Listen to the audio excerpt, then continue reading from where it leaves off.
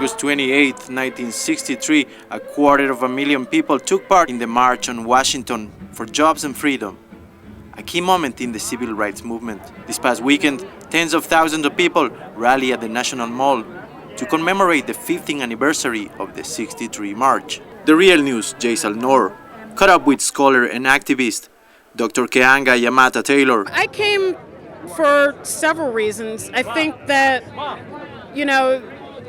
even with the black president in the 5th year of his presidency, that really the conditions in African American communities across the country have really become almost intolerable.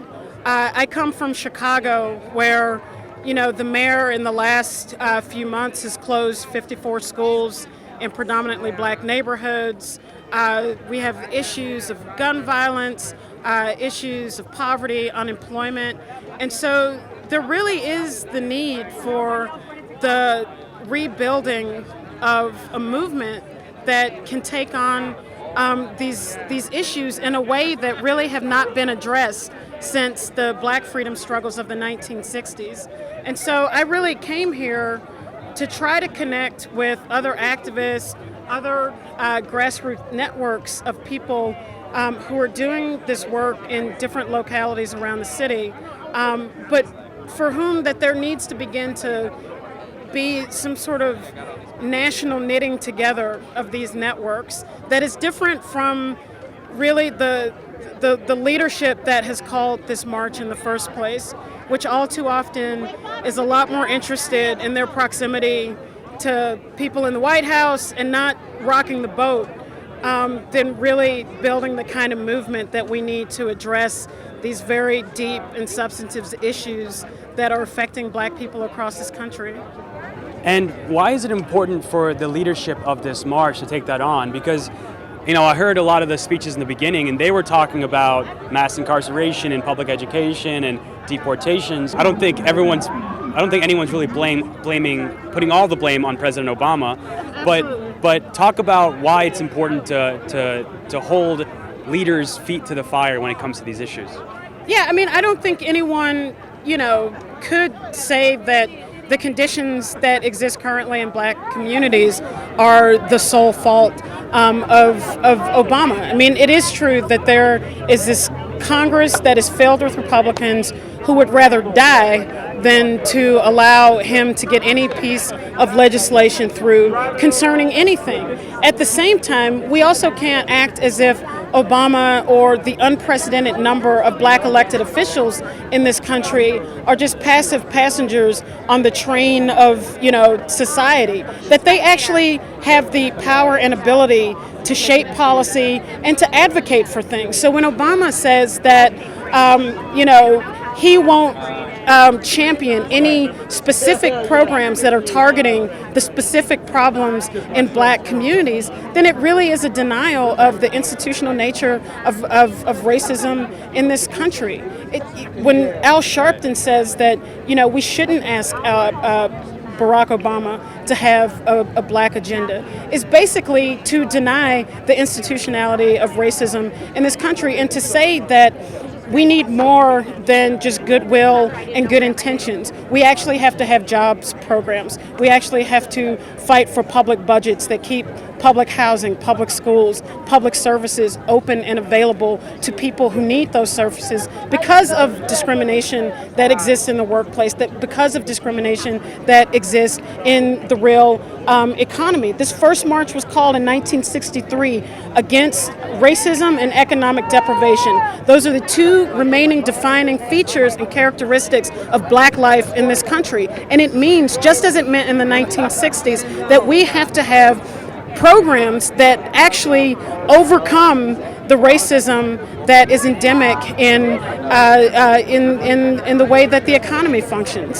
So a lot of the people I spoke to today, a lot of African American people, a lot of older African American people that were around for the first march, they aren't willing to be critical of Obama because they say, the Republicans are largely at fault for our current economic crisis, and that a Republican would be their policies would be much worse. What's your response to people that say that? Well, I think that there are two things. One is that I think that the idea that any substantive political change that will really lead to the betterment of, blacks and Latinos and other oppressed people in this country is not going to singularly come out of Congress or out of the halls of Washington. I think that history is fairly clear that the way that people have won reforms and won programs that have had the real impact in the communities has come through social struggle, has come through political activism, and as Howard Zinn was fond of saying, it's not who's sitting in the White House, it's who's sitting in. And so that is absolutely true. At the same time, I think that we have to hold political leaders accountable. When they come around and tell us that every election cycle is the most important election, of our lifetime, and we have to get in whatever Democrat because some Republican is lurking in the shadows to do untold damage, we have to actually hold people accountable and demand, that we actually get something for our votes and for our, efforts in advocating for these political parties. And to not do so is to really not take yourself seriously. Is to basically play along with the game of having politicians parade into our communities every 2, 4, and 6 years who make all sorts of promises, don't keep them, and then come back through where the only promise is we're not as bad as a Republican. That's not enough. Given the scale of poverty, unemployment, police violence, we actually need more than empty promises. We need actual programs. We need money and funding for our cities, and that is something that we're going to have to fight for and demand. And finally, if Dr. King was alive today, would he be at this march? And would he be taking part in this march? And would he want Barack Obama at this march and part of these week-long festivities? I think if we were to sort of look at the trajectory of Dr. King's politics at the end of his life, I would think that he would be at this march in the back with the rest of us. He wouldn't be up at the front. He wouldn't have been allowed to be up at the front. The one thing about the 1963 march was that no politicians were allowed to speak.